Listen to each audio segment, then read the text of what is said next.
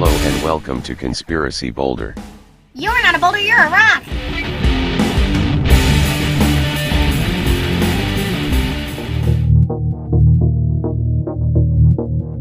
Welcome to Conspiracy Boulder News.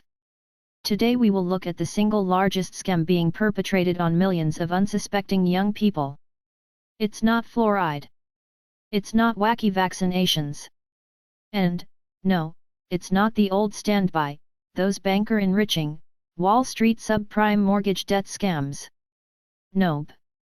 It is college debt, where the US federal government shackles young people and then profits off of lending money to students. Shameful. In contrast, Germany provides free or inexpensive higher education for its young people. So does Denmark. So does Sweden. So why are we so far behind?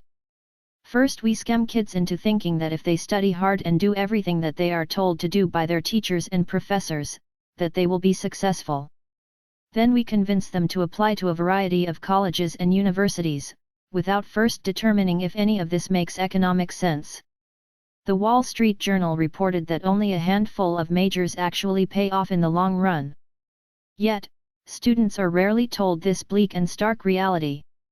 The sad truth is that the only schools worth going to are the Ivy Leagues, followed by a handful of other boutique schools like William and Mary and Babson, and then specialized schools such as Juilliard for music and MIT for engineering.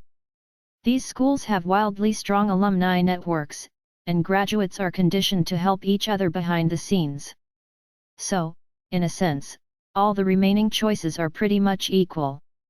We feel that there is a lot to be said for getting the least expensive, fully accredited, degree that you can afford, without taking any loans. Zero loans. Even if it takes a few extra years. And, if that means getting an accredited degree online while you work full-time, then fine. The sad reality is that, according to the Wall Street Journal, the class of 2015 is the most in-debt class ever in history. The average college student is graduating with over $35,000 in debt. Many are graduating with 6 figures in crushing debts. 6 figures. The U.S. Congress's Joint Economic Committee reported that 2/3 of a recent graduating class was deep in debt, with the average per student debt equaling about 60% of a new graduate's income. 60%? On what planet does that sound okay? With few prospects for a meaningful career, and with little ability to pay off these enormous debts, prospects are bleak. Forget home ownership. Forget the good life. And, every day, you hear about kids unable to find meaningful work, years after graduation. To compound things, older people, many years past retirement age, are holding on to their jobs because retirement is no longer affordable.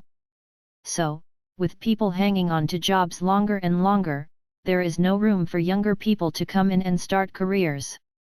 Worse yet, some corporations edge out the old and don't hire the young, filling their coffers with cash, while squeezing more and more work out of fewer and fewer people. Think about it. Presidential hopeful Hillary Clinton recently revealed a plan to make college debt more affordable, with better interest rates, and ways to make loan repayments somewhat more affordable. But it only works if you are working. Oops. Somewhat more realistic is Vermont Senator Sanders' plan to make all undergraduate public colleges free. A terrific idea.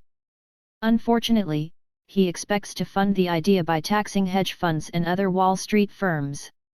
Will the bankers really let that happen? Think about it. In the meanwhile, avoid student debt like the plague.